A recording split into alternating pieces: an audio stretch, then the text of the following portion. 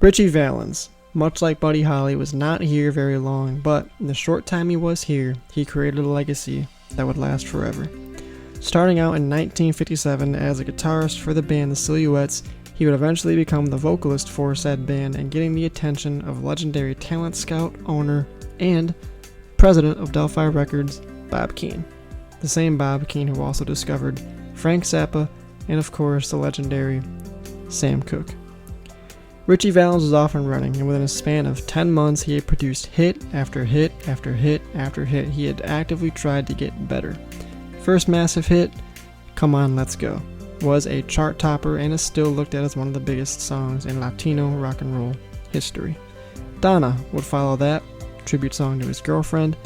After that came a love/melody song, We Belong Together, and of course the Mexican folk song that everyone knows him for and his biggest song, La Bamba. Ritchie had suffered numerous nightmares throughout 1957 due to a plane crash that happened at his school that thankfully he was not there for, but unfortunately 2 years later he would suffer a similar fate, passing away in the plane that was known as the Day the Music Died, that killed him, Buddy Holly, and the Big Bopper, J.P. Richardson.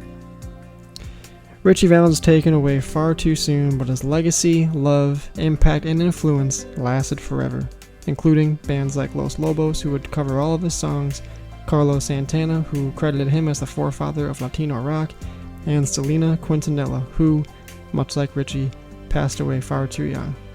He would go on to have a movie made about him in 1987 entitled La Bamba, starring Lou Diamond Phillips, and it's very much a treat to see all these years later a young kid like Ritchie, who was taken away far too soon, be revered and looked at as the legend that we all knew him to be.